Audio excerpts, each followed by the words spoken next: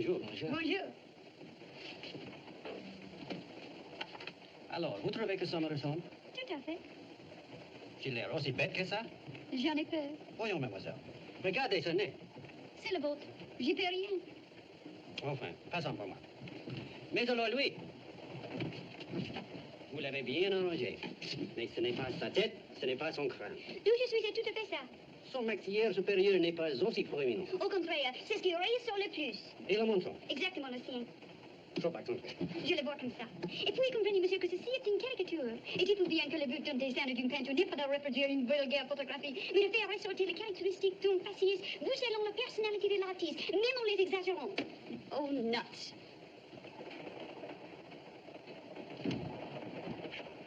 Da, da, da, da, da, da. Well, baby, the name is Curtis. May I present Thomas B. Chambers? My name's Gilda Farrell. Coming back to the subject of art. Are you a painter? Yes, What did you say your name was? Curtis. George Curtis? Yes. You exhibited a painting at the Charlie Gallery. True. Let me see. Oh, Lady Godiva, wasn't it? Did you like it? I saw it with a friend of mine. She loved it. We haven't spoken since.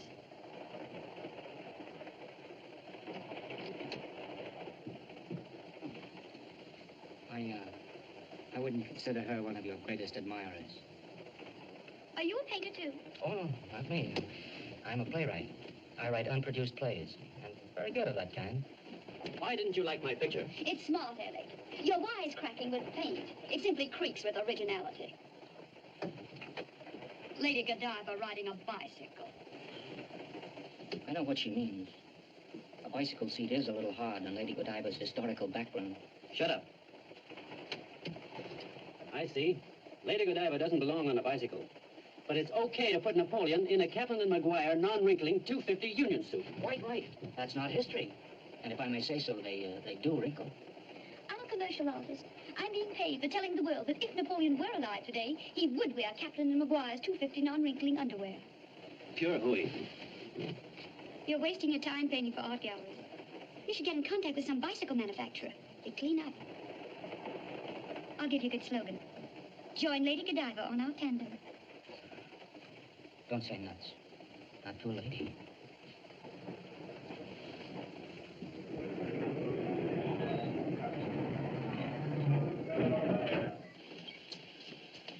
Hurry up, Gilda. Take a leg. It's amazing how a few insults can bring people together in 3 hours. It was certainly good to hear all the names you called me. I haven't heard them since I left father and mother. What we want to know is, do you like us better than Kaplan and Maguire? Let me tell you, Curtis and Chambers deliver the goods.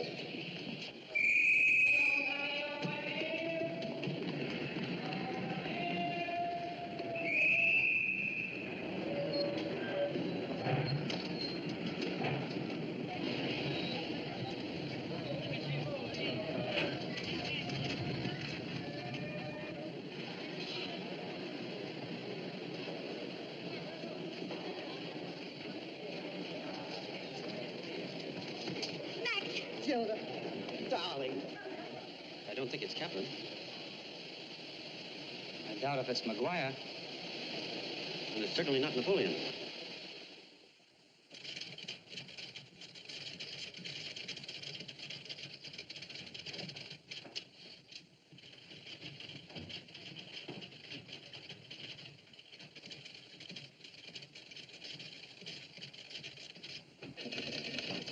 Take a letter. Yes, sir.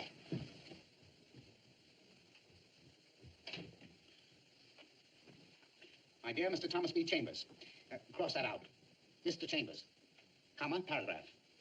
I'm writing you in regard to your undesirable attentions to Miss Gilda Farrell. Hello, yes.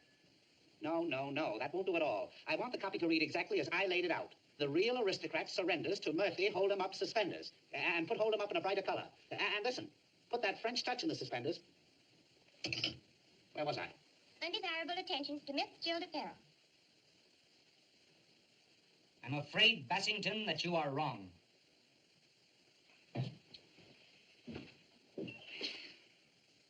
I'm afraid, Bassington, that you are... I'm afraid, Bassington, that you are right, but nonetheless boring. Very good. Very good. Bassington curls his lips foolishly and crosses to left. Bassington speaks.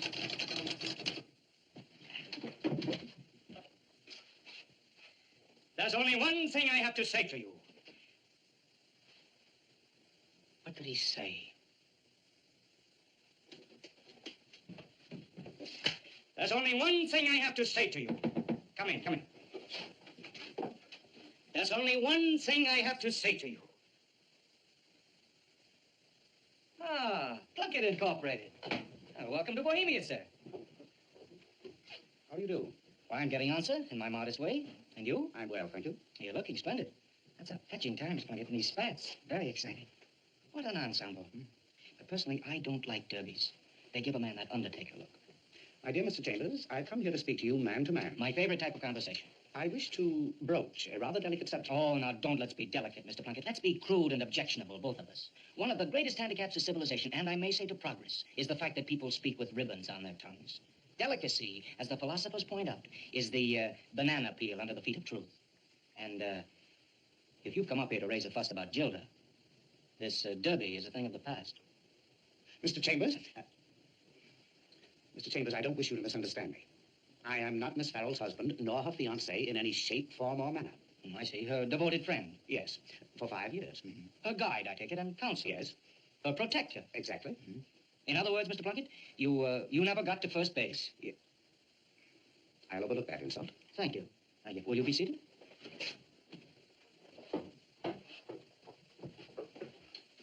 Mr. Chambers, your attentions to Gilda are undesirable.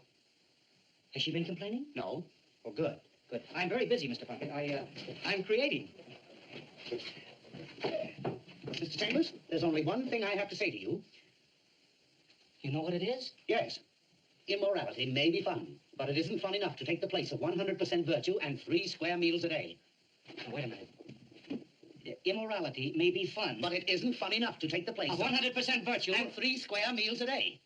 superb. Furthermore, Not another word. That's a curtain. 3 square meals a day, and Bassington exits. Mr. Chambers, Listen to me, Plunkett Incorporated. I'm in love with Gilda. I adore her. I'm quite insane about her.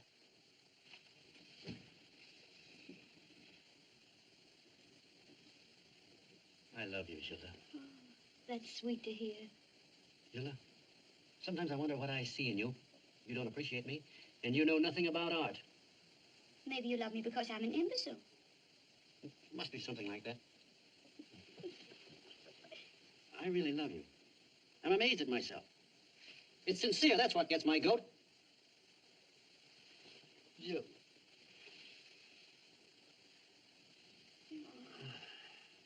I'm very fond of you.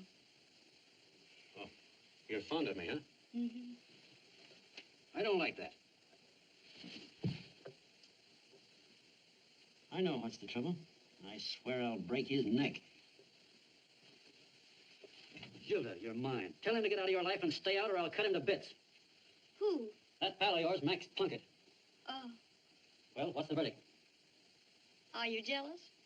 No, I'm not jealous. The whole point is that I just don't want any competition. It belittles me in my own eyes. It interferes with my work. I can't paint when I'm worried. All right, I'll tell Max. See that you do, understand? Yes, sir. June. Now, please go. I'll see you tomorrow.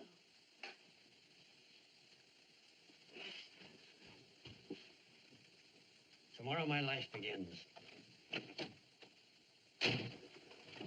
Hello, Mr. Plunkett. hello. Oh, Mr. Curtis. How are you? I'm well, thank you. Good night, Mr. Plunkett. Just a minute. What are you doing here? At the moment, I'm leaving. I mean, you've seen Miss Farrell? Yes, I've seen Gilda. Well, She's expecting you. She has some news for you. Mr. Curtis, I wish to broach a rather delicate matter. It concerns Gilda. Sit down. Shoot. Mr. Curtis, what is your annual income in round figures? In round figures, 0. May I ask what you live on? Nothing. I survive by miracles. Mr. Curtis, I must ask you man to man to discontinue your attentions to Gilda. Now you're making very unbecoming faces, Mr. Plunkett. She doesn't need you. Yes, again. Mr. Curtis, there's only one thing I have to say to you. Immorality may be fun, but it isn't fun enough to take the place of 100% virtue and 3 square meals a day. So, this is the way you talk to a man who wears Kaplan and McGuire union suits. Mr. Plunkett, I shall report you to your clients immediately. Good night, sir.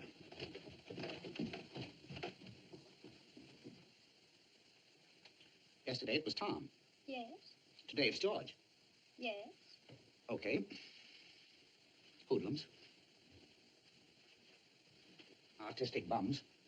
Both of them put together aren't worth a dime. Gilda, no one knows better than you how unselfish I've been in all matters pertaining to you. You've been nice. I've been marvelous. No, just nice. Gilda, I've been your friend for 5 years. And I want you to remain my friend for the next 50 years. So please shut up.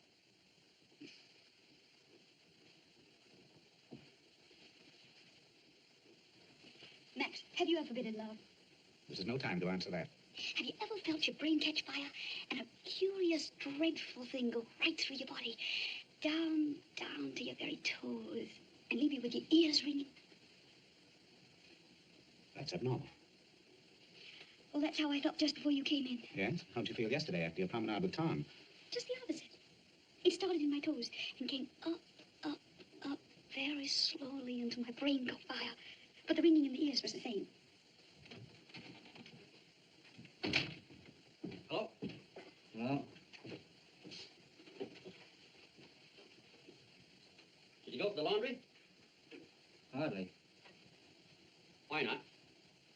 2 cans of sardines, 5 francs. Madame Paparino, blackmail, 7 francs 50. No laundry. That's fine. I haven't got a clean shirt to my name. Clean shirt. What's up, romance? I'm not talking about pajamas. I'm talking about a clean shirt. I don't want to go around looking like a rag picker. I'm talking about a white shirt, a shirt without a spot, without any holes, that won't fall apart when you unbutton your coat.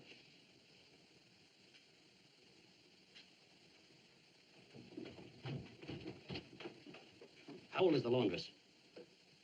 She's about 45. Young 45?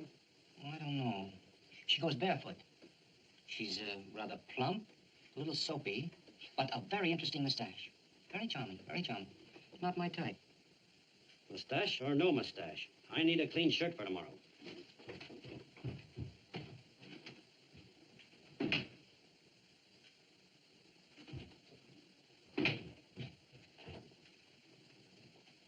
End of Act 1, curtain. Don't read it. I know it by heart. You remember where Bassington has found out that Edgar was the man on the fire escape? All right, shoot. There's a pause. Edgar smiles maddeningly. Go on, go on. Bassington plays with his beard in order to cover his emotion. Edgar speaks. I am afraid, Bassington, that you are right, but nonetheless boring. Bassington studies his fingernails like a man of the world, crosses to left. Edgar continues strumming his mandolin. Bassington, resuming with his beard. I have only one thing to say to you. Immorality may be fun, but it's not fun enough to take the place of 100% virtue and 3 square meals a day. What's the matter? So, double-crossing me, huh? What are you buzzing about? You didn't write that speech alone, and I know where you got it. Well, if you think... Don't try to lie out of it. He was in here, Mr. Plunkett. And it isn't difficult to guess why he was here either. So, you've been making love to Gilda. Well, now listen. I know. 100% virtue and 3 square meals a day. Wait a minute. So you've heard that speech before? Where did you hear that speech before? Oh, I see. Clean shirt, eh? So he caught you with Gilda. It's a lie. He didn't catch me. Very pretty work. True blue George. Look who's talking about true blue. I ought to bust you right in that ugly pan of yours. Let's behave like civilized people. It's quite apparent, beyond any question, that you behave in this matter as a rather common, ordinary rat. I'm leaving.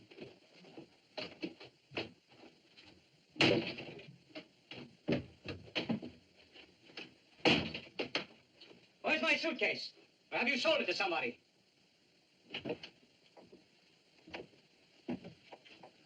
This is a little silly. 11 years of friendship. You should have considered that earlier.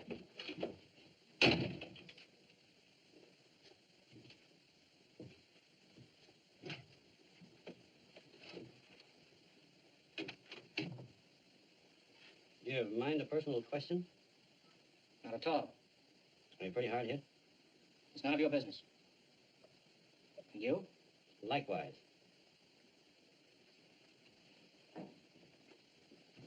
What a pity we had to fall in love with the same girl. Charming, isn't she? Rather. Nice eyes. Of a sort. Well, I guess we're through. Looks like it. Curious to have a little bit of feminine fluff breaking up our friendship. Sad. Quite a dilemma. I wonder if she's worth it. I wonder. In fact, I doubt it. There's only one thing we know about her. She's full of deceit. She's trying to hang it on both of us. We shouldn't let her get away with it. She's a troublemaker. We ought to put our foot down. You're right. We oughtn't to let her break it up. I've been listening to these half-witted dramas of yours for 11 years. And I've grown cockeyed looking at those Humpty Dumpty pictures of yours. And we should give up all this on account of some girl we met on a train? Third class. No woman's worth it. Absolutely not. No more clean shirts? We ignore 50-50. Fine. Sacrifice helps an artist. Exactly. Sorrows of life are the joys of art. I don't think we ought to discuss her anymore. Right. If occasion arises, which requires our mentioning her at all, we'll refer to her as Miss Farrell. Make the whole thing more impersonal. Exactly. Hey, George, did you really sell my suitcase? Yeah. Okay. Monsieur Chambier ou Monsieur Curtis, au téléphone. Telephone? Oh, answer it if you wish. Go ahead. I trust you. Thanks.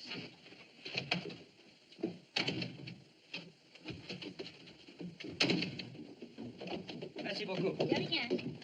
Hello? Yes? Just a second. It's Miss Farrell. What do you want, Gilda? I beg your pardon. I see. I see. Well, just a second, please. She wants to come up tomorrow. Tell her absolutely no. Okay. Well, hold the wire.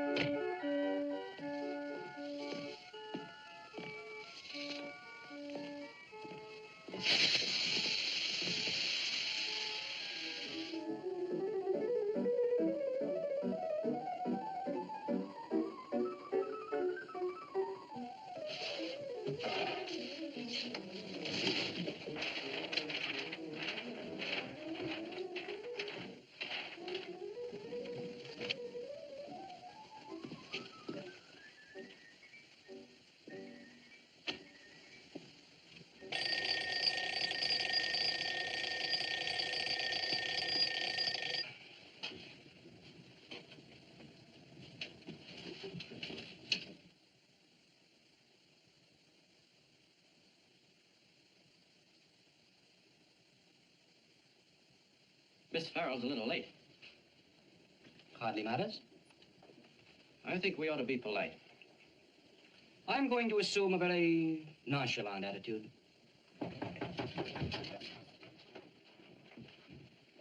Don't forget, nonchalant.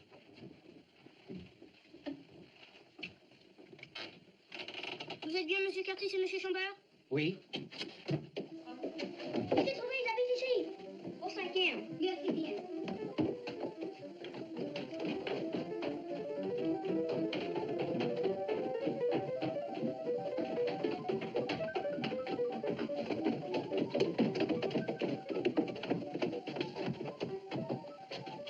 How do you do?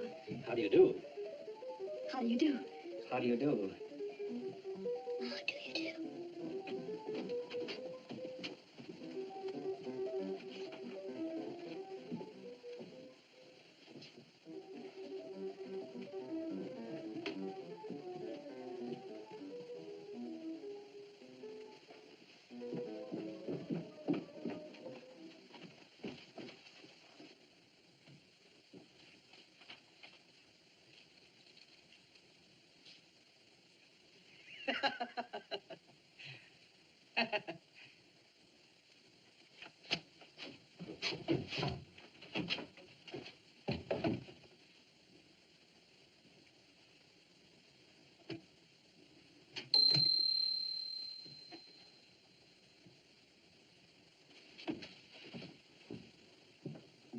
Tommy, you're such a child.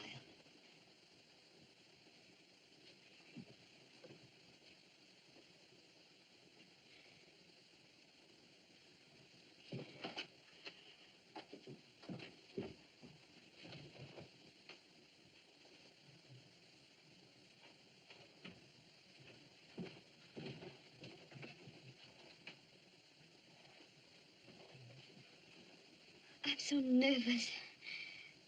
Couldn't we all be a little bit more nonchalant? I came here to make a confession. A confession hard to make at 11 o'clock in the morning. George, Yes, please. sit down here.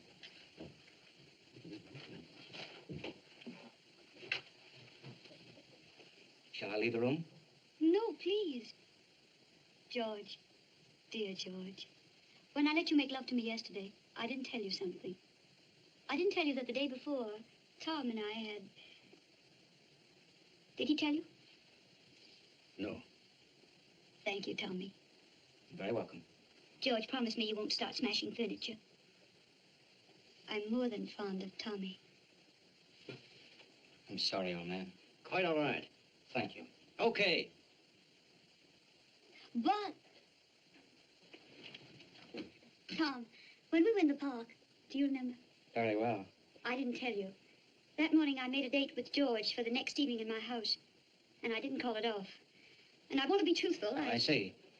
In other words, you're very fond of George. More than fond.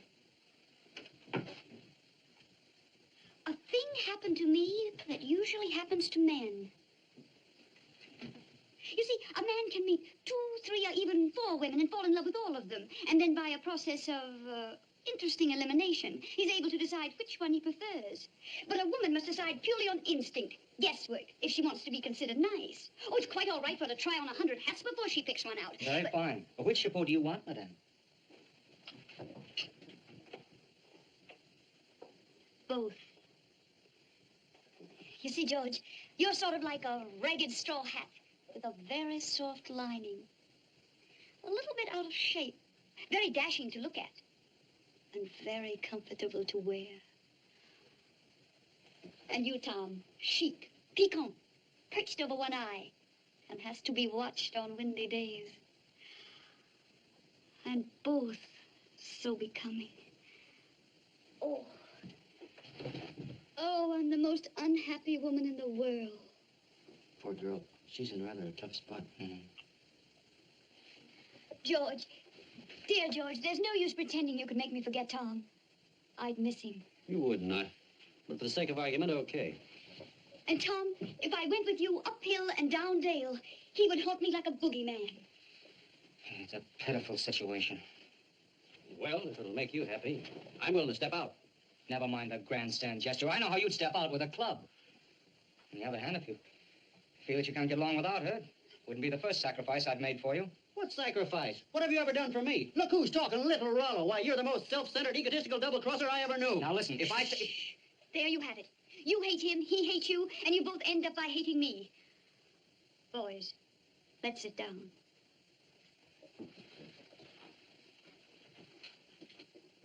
Now let's talk it over from every angle without any excitement. Like a disarmament conference.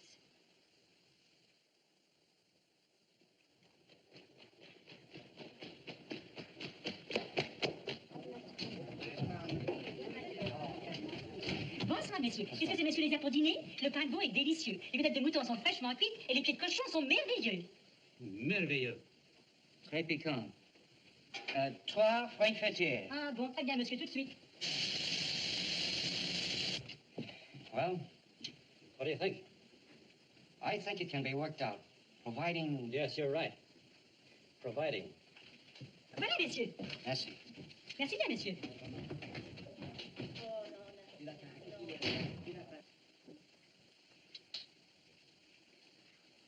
Well, boys, it's the only thing we can do. Let's forget sex. Okay. Agreed. May be a bit difficult in the beginning. But it can be worked out. Oh, it'll be grand. Save lots of time. And confusion. We're going to concentrate on work. Your work. My work doesn't count. I think both you boys have a great deal of talent, but too much ego. You spend one day working and a whole month bragging. Gentlemen, there are going to be a few changes. I'm going to jump up and down on your ego. I'm going to criticize your work with a baseball bat. I'm going to tell you every day how bad your stuff is until you get something good, and if it's good, I'm going to tell you it's rotten until you get something better. I'm going to be a mother of the arts.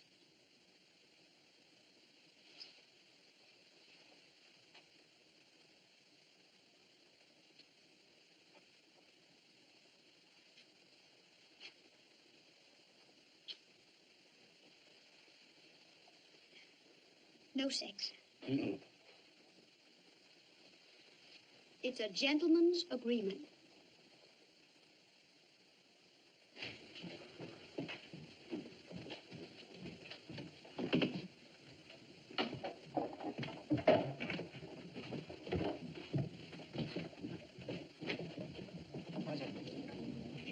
Rotten, eh?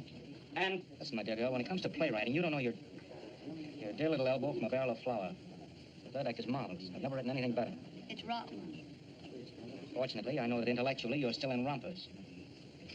You should have realized by now, my dear, that I hate stupidity masquerading as criticism. Rotten. So I've had enough of that. You're ruining me. You're ruining my work. You're just being cheap and malicious. Rotten. Very well. The last time you're going to tell me that. Goodbye, my dear.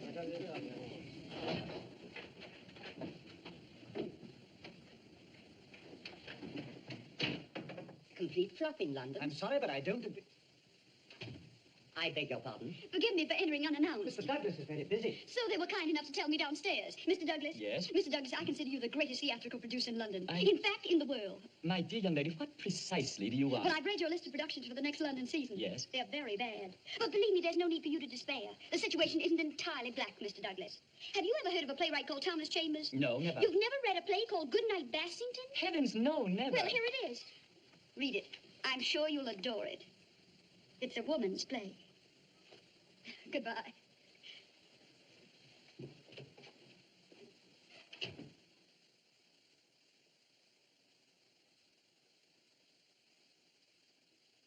Those faking art dealers, peanut brains, parasites. Maybe he's right. Maybe they are. No, they are not. I don't know, Gillette. Well, I know those paintings are great, and don't let anybody tell you they aren't. 3 of them have. Well, they're all fools. They'll be breaking their necks to get hold of your work. Maybe when I'm dead. Stop it. If you can't believe in yourself, believe in me. I'm no good. It's getting obvious. George, you're a fine painter. You're an artist. You're going to be one of the great ones.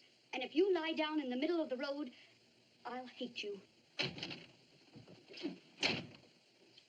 Well, friends, the gentleman addressing you is none other than the illustrious Mr. Thomas B. Chambers, the new dramatic thunderbolt of the London theater.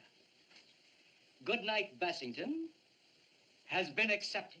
You don't mean it. Did you sign the contract? In letters of fire, £100 advance. It's colossal. Bank of England. That's a good bank, huh? It's the best.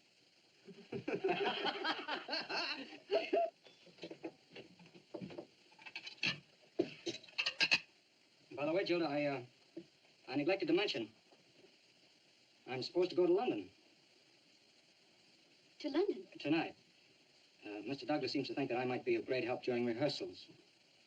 You know, half the play depends on someone. Bringing out its brittle quality.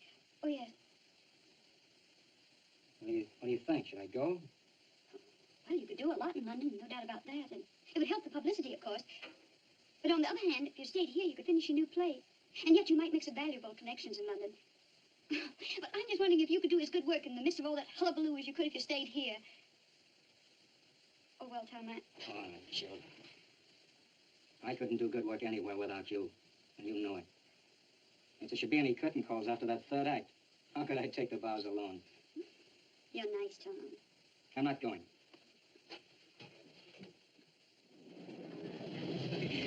Well, drop me a line from London, old boy, will you? Righto. Step a little more forward, Mr. Chambers. That's it. Smile, please. Take off your hat, Mr. Douglas. Oh. That's it. Hold it. Well, in 5 weeks, you'll be taking the same train, and the 3 of us will sit in the royal box at the opening. En voiture! En voiture! Goodbye, boy. Goodbye, pal. Goodbye, Gilda. Keep that old typewriter of mine booted and spurred. I will. So long.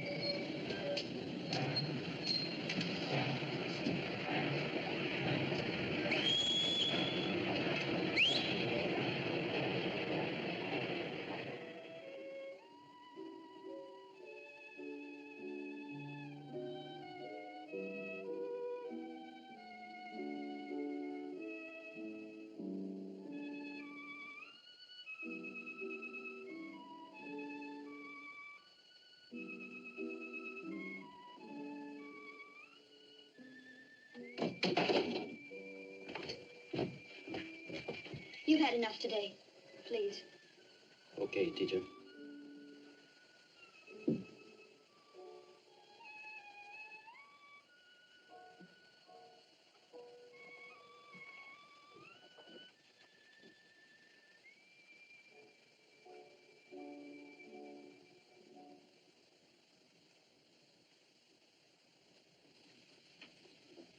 I'll have to sew a button on there. Gilda, I'm a pretty gloomy guy tonight. I have an idea I'm going to be rather bad company. Why don't you go out to a movie or something? Tarzan's playing at the Adelphi Theater. Go on, like a good girl. Everything seems different, doesn't it? You better go, Gilda, to Tarzan. I fancy this, what you might call tension, would keep up for some weeks. Wouldn't it be wiser if I moved to a hotel? Yes, ma'am.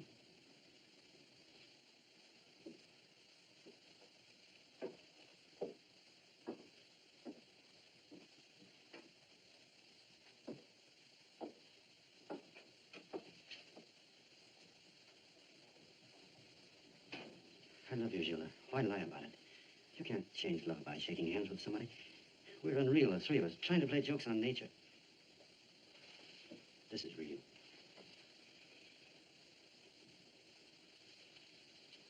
A million times more honest than all the art in the world.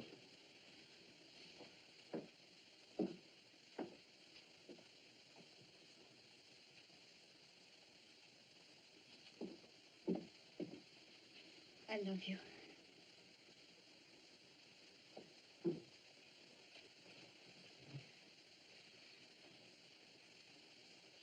It's true we have a gentleman's agreement.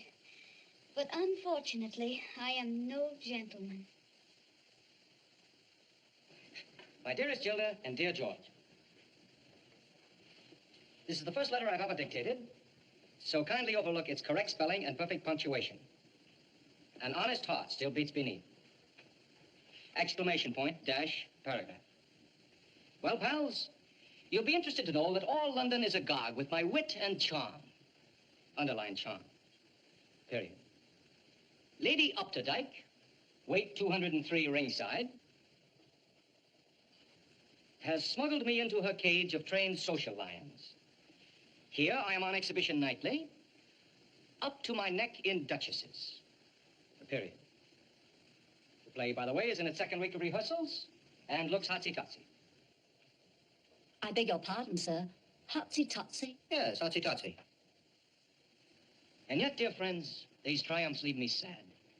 In the midst of all this pomp and glitter, I always remember that our play was written on that old Remington No. 2 typewriter and on a never-to-be-forgotten diet of Frankfurters. Sir? My heart is in the highlands of Montmartre, and come in, and the night finds me pale and thoughtful, waiting for the end of my exile, when the three of us, Athos, Porthos, and Mademoiselle d'Artagnan, will sit in the royal box at the opening.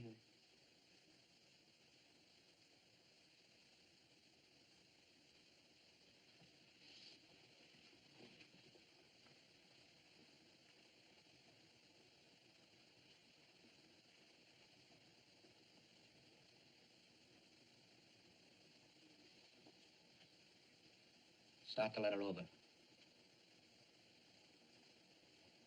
Dear George and Gilda, good luck.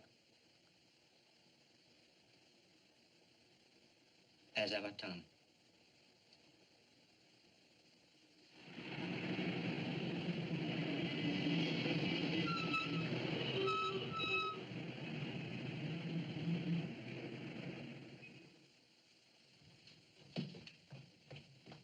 Good evening, good evening. Good evening, Mr. Chambers. Good evening. How's the house tonight? Completely sold out. Advance sale? Colossal. Audience behaving? Angelic. Applauding? Terrific. Thanks. How's the program selling tonight? Enormous.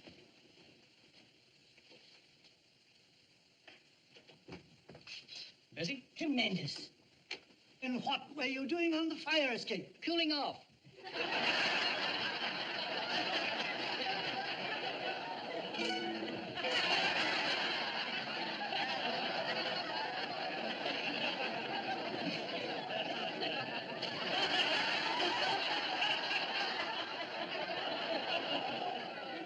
And what was your mandolin doing in my bed? I must ask you to leave my mandolin out of this.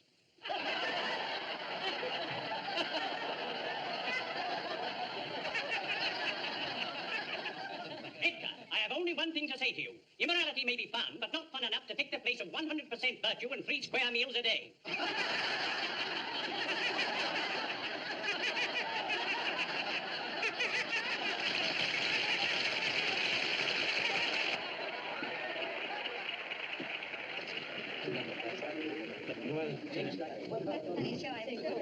Like that actor? I really enjoyed that show very much.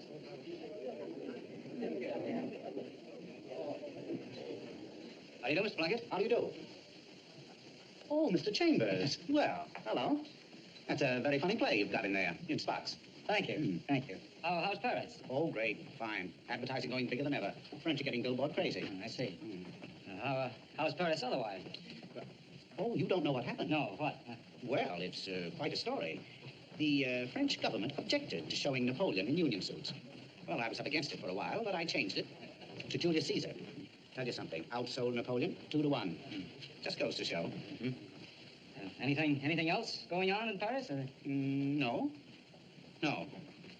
Well, I'm glad I'm in India. Yeah, pretty good play for the money. Oh, Mr. Chambers, I almost forgot. Best regards from George and Gilda. Oh, thanks. Thanks. How is George? We're friends. As you know, at first I was inclined to withhold my approval of the whole thing, but you know how much I like Gilda. It's true, I didn't get to first base, but lots of other people didn't either.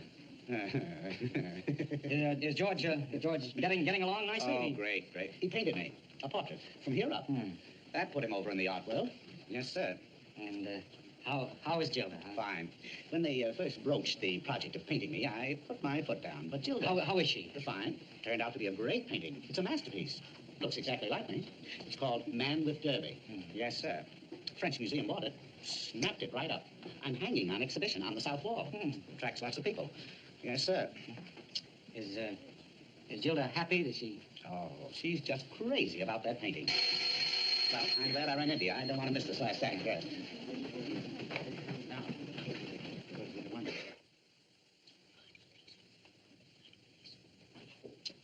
My things, please.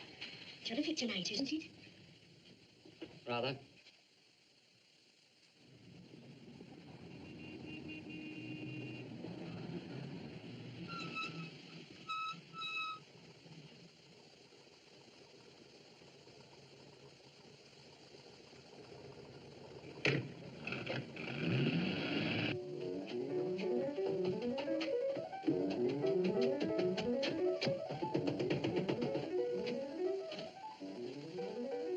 Excusez-moi, c'est bien chez Monsieur Cotis? Non, Monsieur Cotis a déménagé. Il demeure 115 rue de la Faisanderie.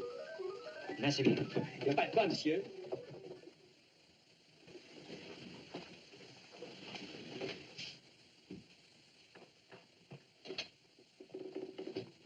Pourrais-je parler à Monsieur Cotis?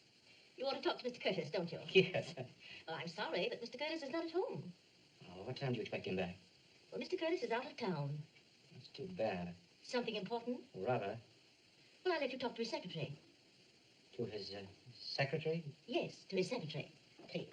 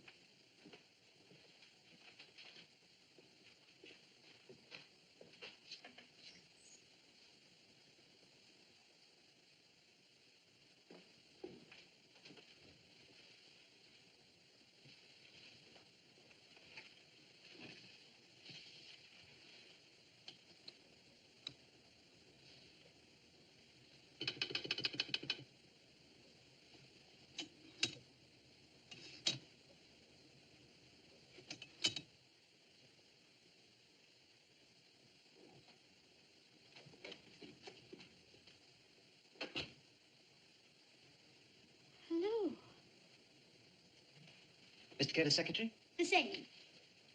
My card. Thomas B. Chambers, London's leading playwright and foremost wit. Oh, come on, it doesn't say that. It should. Oh, you old vampire, you. You hooligan. You Benedict Arnold. You. Shall we be seated?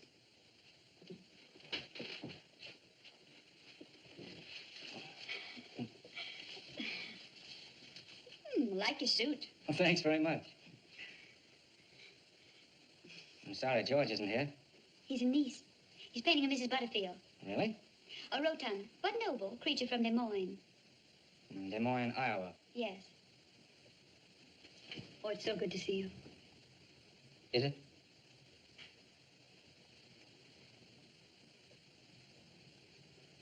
I've so much to... To tell me.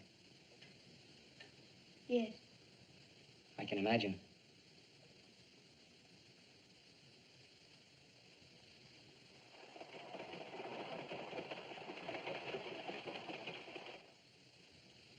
Oh, Tommy, if you've forgiven George, why not me? We did the same thing. Not at all. George betrayed me for you. Without wishing to flatter you, I understood that. I can still understand it. But you betrayed me for George. An incredible choice. Tommy.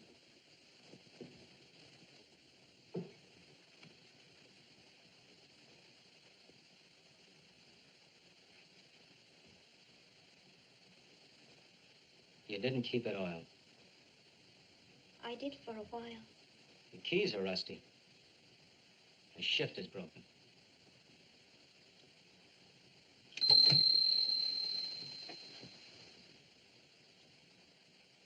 But it still rings.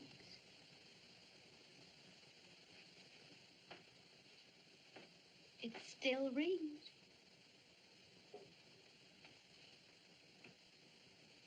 Does it?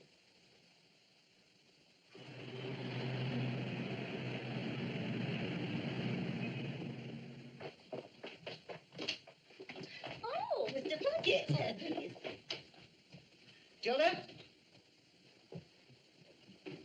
Hello, Gilda. Hello. I must get in touch with George immediately. I just got back from London, dropped into the Luxembourg Museum with some friends, and big results for George. I'm glad. Commission for 2 portraits. Mrs. Olson of Buffalo. You know the Buffalo Olsons. Oh, yes. And Ernie Maxwell, the tomato juice man. The tomato juice man. Both are willing to pay as high as...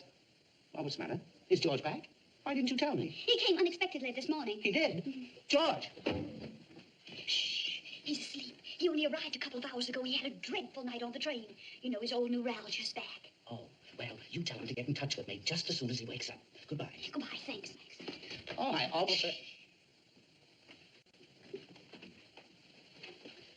I almost forgot to tell you. Guess who I saw in London? The king. No. Tom Chambers. Oh, how is he? Well, I wouldn't want George to hear this, but if you ask me, no good. You made the right choice, all right, in a way. That guy in there, 10 times as good. Max, do me a favor. Go away. Yes, I know. You always had a soft spot for this fellow Chambers. Please, Max, I have a terrible headache. Oh, what's the matter? Anything wrong? No, just one of my blue days. Can I do anything for you? No, Max, please. Well, don't tell George that I even mentioned Tom. I wouldn't want to be mixed up. You know how it is. It's a rather delicate matter. And you don't want to broach it. No. Then don't. Goodbye, Max. Goodbye. Thanks. Why don't you try some aspirin? Oh, you're sweet, Max. But aspirin won't help this time. Nothing serious, I hope. I hope not. Well, if anything should happen... I'll come to you and ask for your advice. Will you? Always, Max. Thank you, Gilda. Thank you. Bye.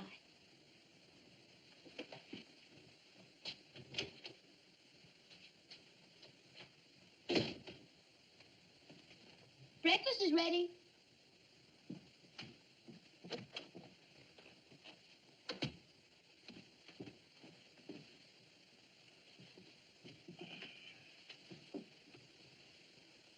No orange juice?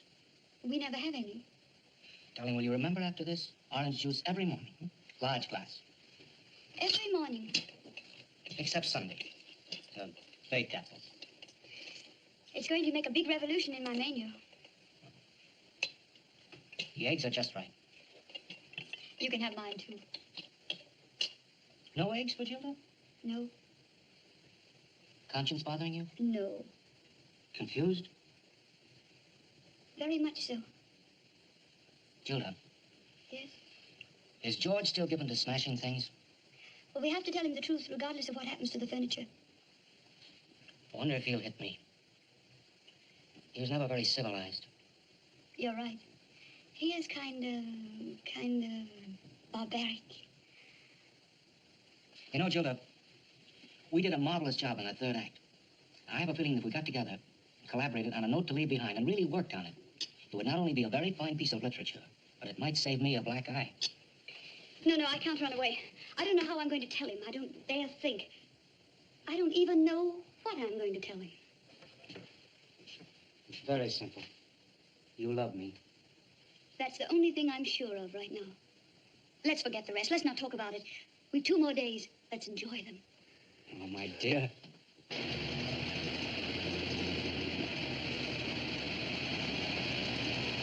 Tommy, I never forgot you. In fact, you never left me. You haunted me like a nasty ghost. On rainy nights, I could hear you moaning down the chimney. Tommy. What'll we do after lunch? We'll take a long walk for our digestion. Oh, yes, let's walk and walk until we're dead tired. Gilda, I've got a better idea. Let's stay home instead.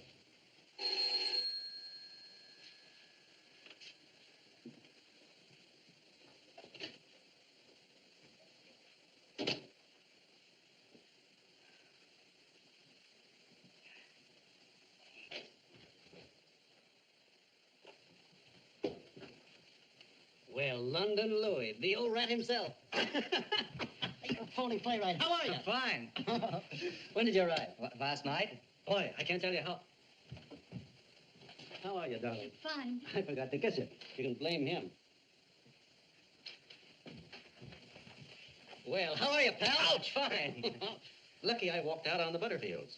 Well, what happened? Oh, a very involved argument about La Butterfield's double chin. I said to her, Madame, I am an artist, not a master. Up speaks Mr. Butterfield, and,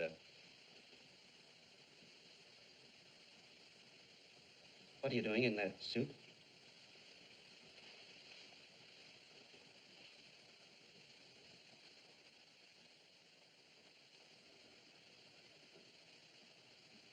Tuxedo for breakfast, huh? Is that a new London custom? George. I didn't ask you. Well, Tom, you know what I'm thinking. It's true. George. Shut up.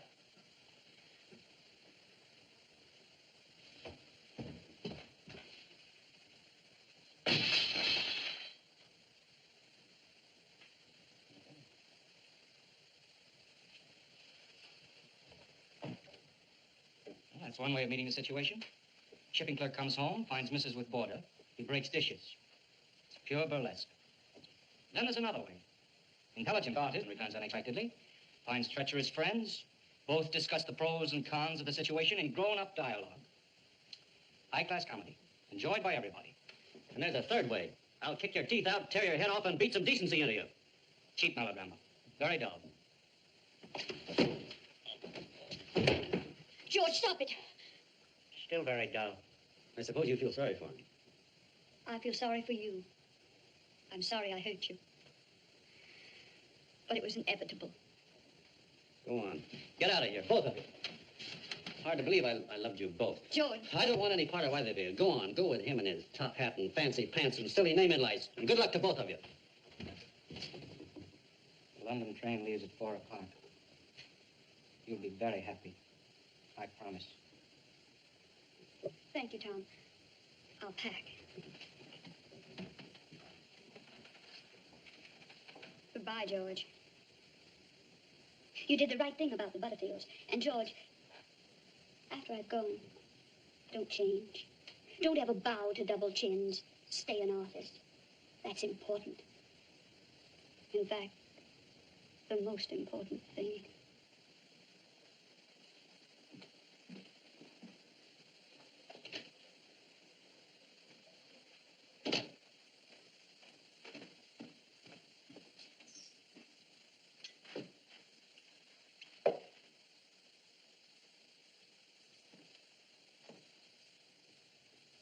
I didn't want to praise you in front of Gilda, but you certainly crack a wicked right. Real wallop.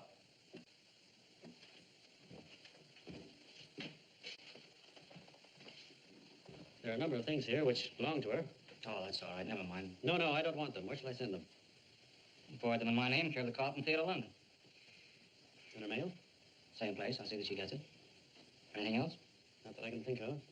If anything should come up, will you be at this address? That's immaterial. I don't wish to enter into any correspondence. As you wish. Better tell her to hurry up. It's getting to be a strain. Well, you gotta give her a chance to pack. Well, tell her to hurry up. All right, hurry up, Gilda. Hurry up, darling. Here, you rattlesnake. So that's how you feel? Yes, that's how I feel. Understand? Perfectly. I felt that way once. Gilda, you got room in your trunk?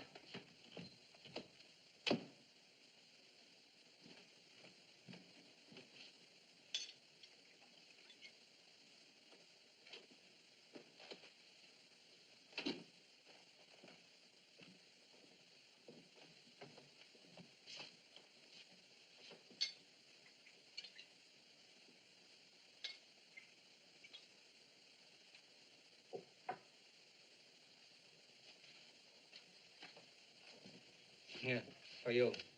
What's that? A note from Gilda. Ah.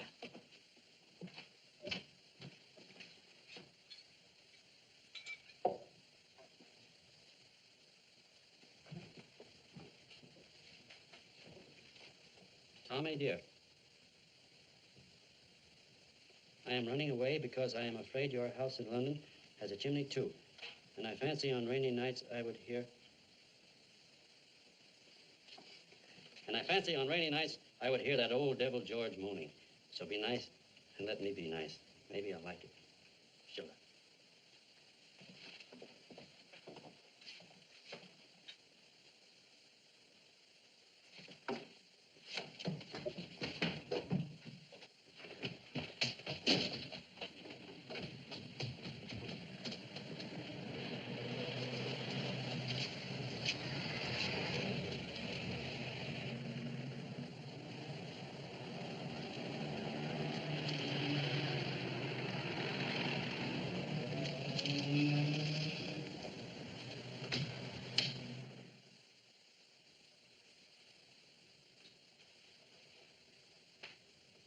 You think she'll come back?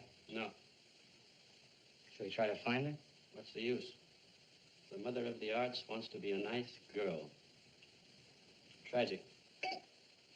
Oh, it's comic. Two slightly used artists in the ash can. You'll get drunk? It's the only sensible thing to do. To Gilda. To Gilda.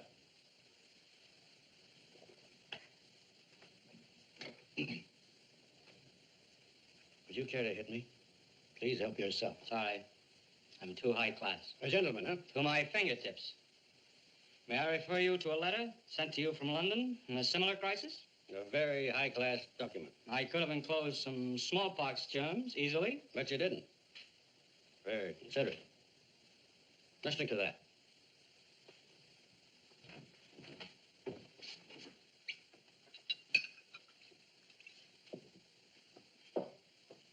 To smallpox germs. In Latin, variola caccae.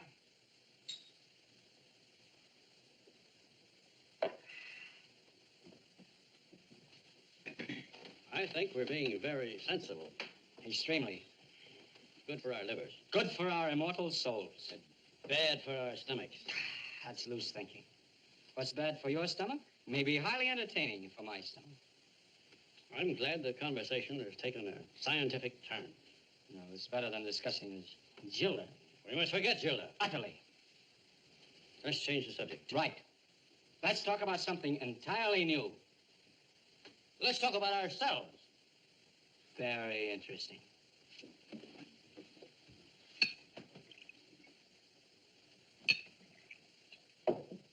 To ourselves. No. It's bad taste. Well, we can't drink to nothing. No, it's better than drinking to ourselves. To nothing. No. I refuse to be silly. That's right. Well, there must be a reason for drinking. No, I beg your pardon. to Kaplan and McGuire. Don't be hasty. To Kaplan.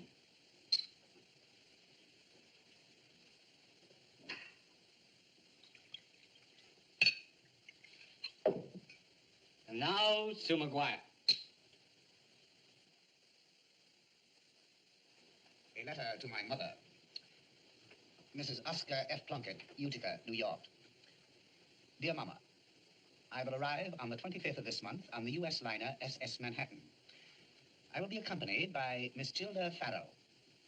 Miss Gilda Farrell is the daughter of Mr. and Mrs. Anthony G. Farrell of Fargo, North Dakota.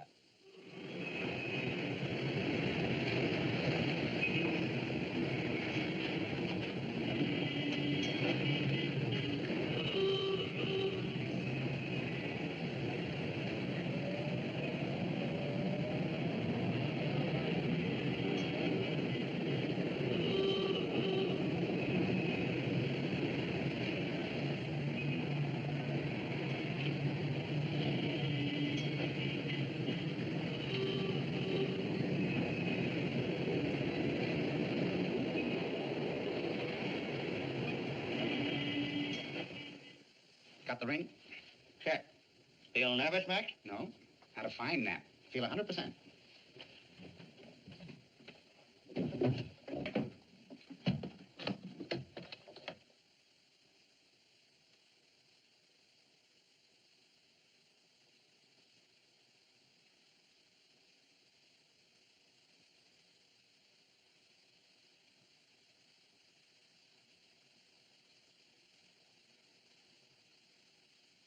How does it feel to be Mrs. Plunkett? Any different? Well, it feels like standing with your feet on the ground. Peaceful, Max. And so secure. You bet. It's going to be nice to be a law-abiding citizen. Gilda. What lovely flowers. Strump and Eaglebauer. Very fine people, Strump and Eaglebauer. Biggest cement people in town. Oh? Oh, you like them. They sound adorable. Gilda, Yes, Max? now that it's all over, the excitement, etc., I'd like to know, what's your attitude? My attitude? Well, toward what? I mean, do you love me? Oh, Max. People should never ask that question on their wedding night. It's either too late or too early. I'm your wife, Max. That's well put. Gilda, it's 9:30. Oh, that late? Yes, and I have an appointment in the morning, 10:15 sharp. Oh, beautiful. Kaplan and McGuire. Your friends from now on, as well as mine.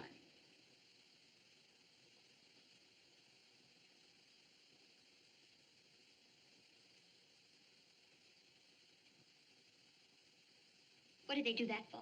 Why, they want to remember us. I think it's very nice of them. This is no time for remembering. It would have been much more tactful of them to forget. I think it's offensive. Oh, well, now that's a closed chapter in your life. Anyhow, you've nothing to worry about on that score. I've forgiven you. Forgiven me? For what? Oh, that's all right. Well, I don't want to be forgiven. Well, I forgive you just the same. It'll make you feel better. It's their idea of a joke. I can just see them sitting in China laughing their heads off. About what? It's a rotten trick. It's cheap. Well, it shouldn't surprise you. They never fooled me for a minute. Hooligans. Max, I don't care to discuss them at all. But if you ever feel it's necessary to mention them, don't call them hooligans. Oh, well, of course. They have some fine qualities. Please stop talking about them. It's my wedding night. Leave those two boys where they are, in China. I have an appointment tomorrow morning. 10:15 sharp. It's important.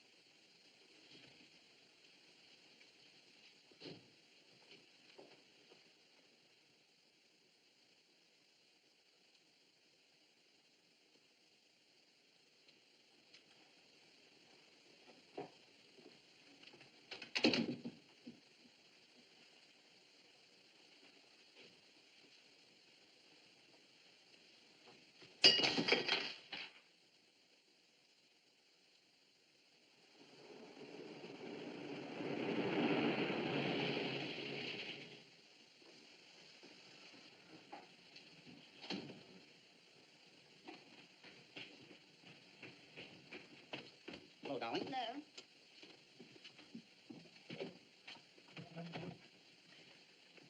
Well, Julia, great news for you. Our party's in the bag. Really? Yes, sir. Guess what? I give up. Mr. Eaglebauer has accepted. Is that good? Say, listen, I'll guarantee you one thing. Let this party be a success, and inside of 2 weeks, we'll be invited to the Eaglebauers. I see. An eye for an eye, a tooth for a tooth. Oh, don't talk like that. Strump and Eaglebauer are figuring on the greatest publicity campaign in the history of cement. Well, what about the Strumps? Don't we have to invite them too? Mr. Strump comes first. Strump and Eaglebauer. No. We can't have them at the same time. They're not on speaking terms. That's right. I forgot about Mr. Strump and Mrs. Eaglebauer. Oh, don't mention that. Don't even breathe it. I won't. You promise? Promise. Word of honor. Cross my heart. And please don't worry about the Strumps. Week from Tuesday, we have the Strumps. That's diplomacy. And if this Strump party is a big social success, is there any chance we'll be invited to the Strumps? It's a cinch. What a season.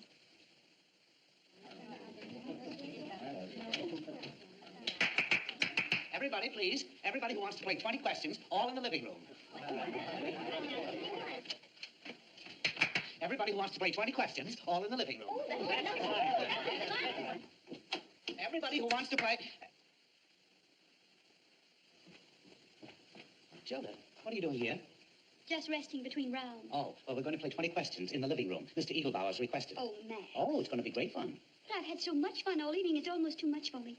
Post office with Captain McGuire, drop the handkerchief with a linoleum groove. But Mr. Eaglebauer... Well, I just played going to Jerusalem with Mr. Eaglebauer. Well, now he wants to play 20 questions. Oh, you've got to come. There's no way of getting out of it. All right.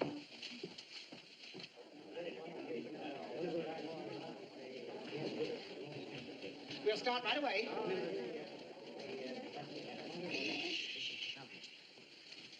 All right, Hilda. Is it animal, vegetable, or mineral?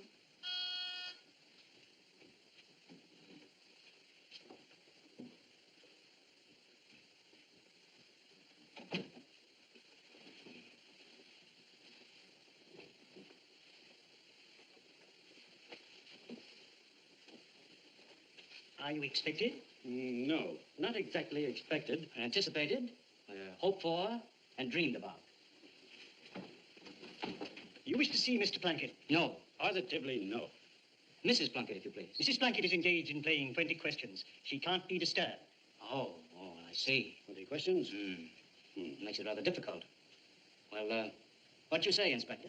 I beg your pardon, this is Inspector Knox. How do you do, sir? How do you do? Well, Sergeant, excuse me, Sergeant O'Toole. How do you do? How do you do, sir? Headquarters. Shall I notify them? Oh, no, don't bother. Please, we'll wait. Any trouble? No, not at all. We're only here in behalf of the Policeman's Benefit Ball. About some tickets? Righto. All right. Wait if you want to. Well, Inspector, how did the butler strike you? Dual personality. Shall we look over the premises? Righto, Sergeant. We may run into some valuable clues. Shall we start with the kitchen? No, let's begin with the boudoir.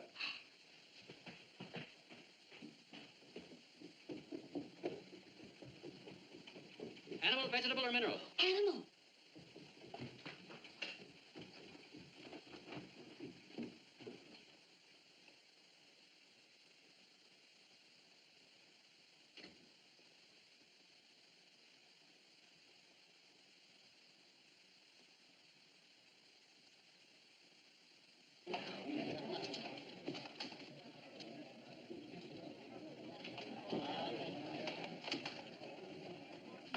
Gilda. I won't do it. I guess Mr. Eaglebauer in 10 questions, and that's enough. I'm worn out.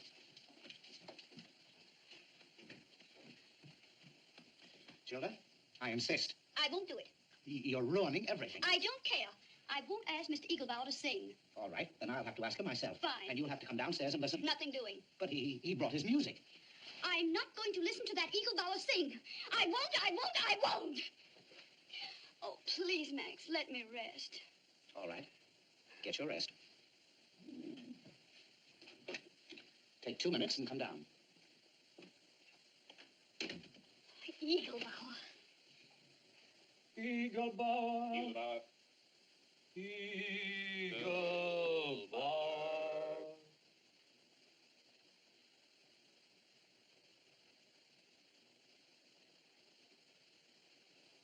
Well, dear me. Look who's here.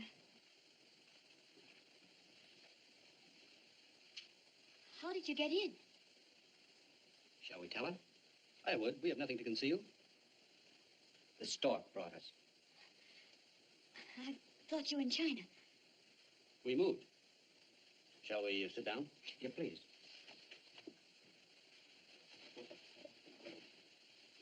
That's Tom. That's George. And this is Gilda. Oh, no, that's not Gilda. It's Mrs. Plunkett. No, that's Gilda. Oh, let's see. Well, there's a certain resemblance. You're right. It's Mrs. Plunkett. Well, from here, she looks a teeny weeny bit like Max. Maybe it's Mr. Plunkett. Oh, I doubt it. Falling leaf and fading tree. He really fell in the river? Feet first.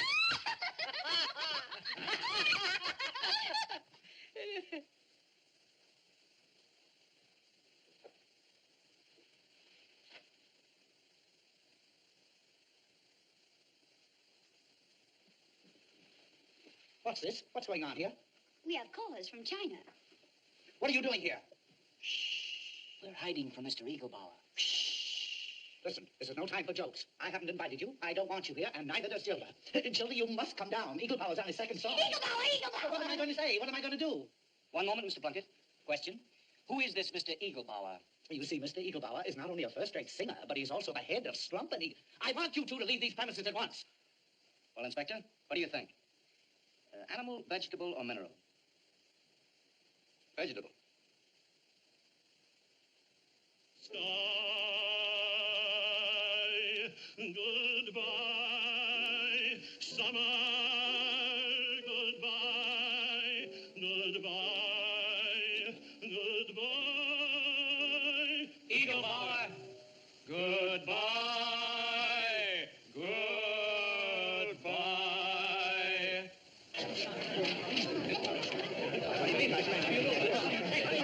You arranged all this. You were expecting them. Don't be silly. I arranged nothing. I knew nothing about it. So how'd they get here then? The stock brought them. Oh, I see. I see what you mean. Hooligans. That's what they are, and that's what they always will be. Maybe they are. Maybe I'm a hooligan, too. Maybe I want to be a hooligan. No, Gilda, no, you don't know. Now, we've got to calm down. Do you want a glass of water? No, thank you. Now, I'm willing to drop the whole matter. I forgive you. Are you starting to forgive me again? Now, just relax and be a good girl. I'll handle this. You let me go down first, and I'll sell them the idea that you had an attack of hiccups. And then 2 minutes later, you come down and you tell Mr. Eaglebauer. I'll tell him. Yes, you tell Mr. Eaglebauer that you're extremely sorry. Make a simple little apology, but sincere. Say that you heard his singing all the way upstairs, and even at that distance, it was wonderful. Now listen, Plunkett Incorporated. You go down to those customers of yours and give them a sales talk. Sell them anything you want, but not me. I'm fed up with underwear, cement, linoleum. I'm sick of being a trademark married to a slogan. Gilda. Don't you tell them I've got hiccups. Tell them I've got the advertising blues, the billboard collywobbles, slogans and sales talks morning, noon, and night, and not one human sound out of you and your whole flock of Eaglebauers. That's just a lot of words. There's only one issue here. If this Strump and Eaglebauer deal is spoiled, I'll know just who to blame.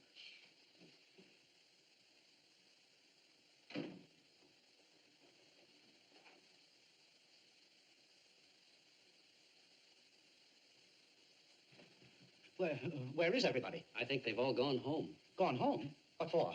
Why? You should never have sucked McGuire. Sock McGuire. I admit I was a bit careless, but how should I know Kaplan would creep up in the back? That's partnership. Captain, creep up in the back? Yes, but the real surprise of the evening was Eaglebauer. He starts slowly. But warms up. Wonderful footwork. Well, what happened? Was there a fight? A marvelous fight. It's quite a demonstration. Oh.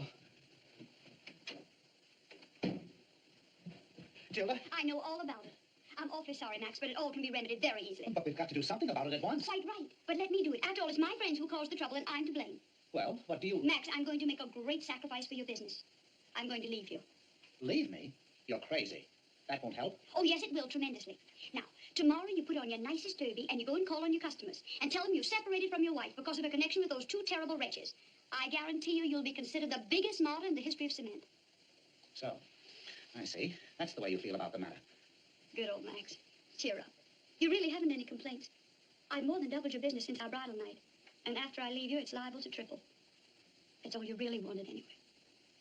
Now, Gilda, be sensible. Oh, that's Mr. Eaglebauer. Hello? Oh, hello, Mr. Eaglebauer. Oh, how are you, Mr. Eaglebauer? So, and poor Mrs. Eaglebauer, how is she? Well, Mr. Eaglebauer, you must realize that I had nothing to do with it whatsoever. Goodbye, Max.